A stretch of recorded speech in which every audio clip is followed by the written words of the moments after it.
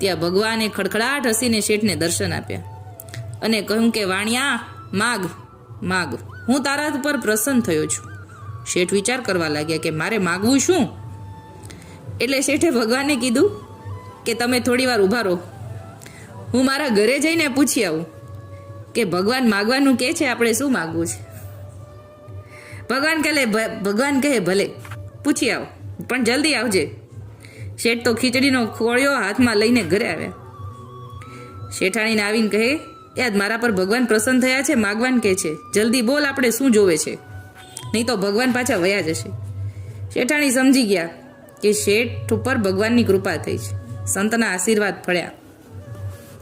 માટે શેઠને વિવેકરૂપી રતન માગવાનું શેઠાણી કીધું. શેઠાણી કીધું કે ઠાકોર ભગવાનની પાસે વિવેકરૂપી રતન માગજો. શેઠ તો રત્નની વાત સાંભળીને એકદમ ભગવાન પાસે દોડ્યા કે મારે રત્ન માગવાનું છે, અને ભગવાન સામે ખોળો પાથરીને ઉભા રહ્યા અને કહ્યું કે એ ભગવાન, મને વિવેકરૂપી રતન આપો. ભગવાન તથાસ્તુ કહીને અંતર ધ્યાન થઈ ગયા. શેઠ તો મૂંઝાણા કે આમાં કંઈ આપ્યું કેમ નહીં, અને વિચાર કરતા કરતા ઘરે ગયા.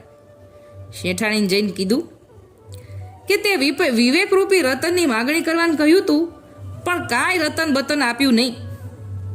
શેઠાણી કહે કે તમે માગ્યું ને એ ઘરે આવી ગયું છે, પેલા તમે જમી લ્યો, પછી બધી વાત કરીશ. શેઠ તો જમવા બેસી ગયા. જમીને ઉઠ્યા પછી શેઠાણી સાથે વાત કરવા લાગ્યા કે આપણને ભગવાને બધું જ આપ્યું છે, તો હવે કાલથી તું દાન પુણ્ય કરવા માંડજે, કોઈ આપણે આગળથી ખાલી ન જાય. આપણે આ સંપત્તિ જેટલી છે બધી પરમારથમાં વાપરી નાખવાની છે.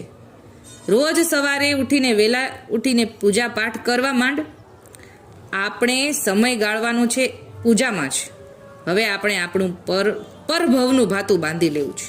શેઠના વિચારોમાં અને બુદ્ધિમાં વિવેકરૂપી રતન આવી ગયું, જેથી શેઠનું સત્કર્મ કરવા તરફ મન વળી ગયું.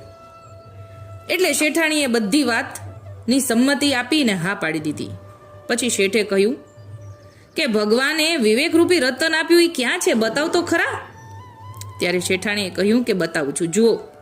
તમને પેલા ઘણી વખત કહેતી હતી કે આપણી પાસે ઘણું ધન છે, પાછળ વાપરનાર કાંઈ નથી, માટે કંઈક ધર્મ ધ્યાન કરો, સાધુ સંતને અન્ન વસ્ત્રનું દાન કરો. પણ તમારો સ્વભાવ કેવો, ચમડી તૂટે પણ દમડી તૂટે નહીં તેવો હતો, અને તમને તે વાત સમજાતી જ નહોતી, કારણ કે તમારી બુદ્ધિમાં ખરું શું ને ખોટું શું તે સમજવાનો વિવેક નહોતો.